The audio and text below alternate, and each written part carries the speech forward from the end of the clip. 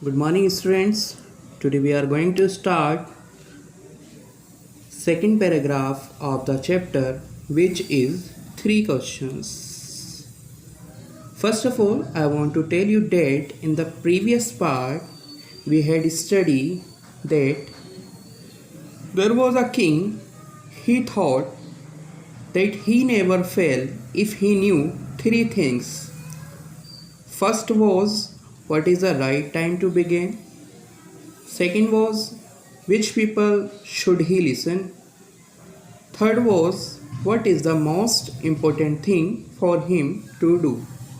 So students, let's start the next explanation of this paragraph. In reply to the first question, some said the king must prepare timetable and then follow it strictly. पहले question के जवाब में कुछ लोगों ने कहा कि राजा को एक टाइम टेबल बनाना चाहिए और उसको बहुत ही स्ट्रिक्टली से फॉलो करना चाहिए, यानी कि ओनली इन दिस वे, और इसी वे से यही एक रास्ता है. दे सेड, उन्होंने कहा कि यही एक रास्ता है कि राजा को एक टाइम टेबल बनाना चाहिए और उसको बहुत ज़्यादा स्ट्रिक्टली फॉलो करना चाहिए. Could he do everything as at its proper time, और जो कि वो other said that it was impossible to decide in advance the right time for doing something.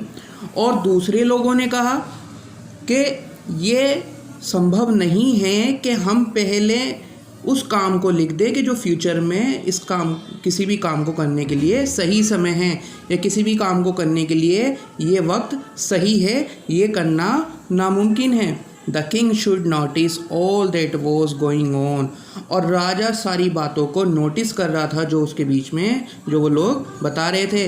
Avoid foolish pleasure and always do whatever seem necessary at that time. और कुछ का कहना था कि राजा को बहुत सारी फूलिश चीज़ों को छोड़ करके, अपने फूलिश शौक को, मूर्खता वाले शौकों को छोड़ करके, yet other said the king needed to council of wise man who would help him act at the proper time. और दूसरे लोगों का क्या कहना था इसी पहले क्वेश्चन के जवाब में? ये कहना था कि राजा को एक काउंसलर रखना चाहिए ताकि उसे सही समय पर वो एडवाइस दे सके. This was because one man would find it impossible to decide correctly. और जैसा कि एक इंसान जो है किसी भी काम को करने के लिए, किसी भी फैसले को लेने के लिए, would find it impossible to decide correctly without help, किसी की हेल्प के बिना किसी फैसले को लेना एक आदमी के बस की बात नहीं है. The right time for every action, और यही सही समय है हर किसी एक्शन का. But then other said that there were some things which could be urgent, और लोगों ने कहा कि कुछ वर्क ऐसे होते हैं जो बहुत ज़्यादा अर्जेंट होते हैं. These things could not wait for the decision of the council, और ये चीज़ें जो हैं किसी भी तरीके से काउंसिल का इंतज़ार नहीं कर सकती. In order to decide the right time for doing something, और हमें एक ऑर्डर डिसाइड करना पड़ेगा कि किसी भी काम को करने के लिए सही समय क्या है.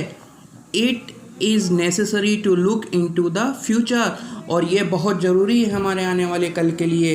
And only magicians could do that, और ये तो केवल एक जादूगर ही बता सकता है कि हमारा आने वाले कल में हमें किस तरीके से क्या काम करना चाहिए. The king therefore would have to go to magicians, और राजा को एक जादूगर के पास ज़रूर जाना चाहिए.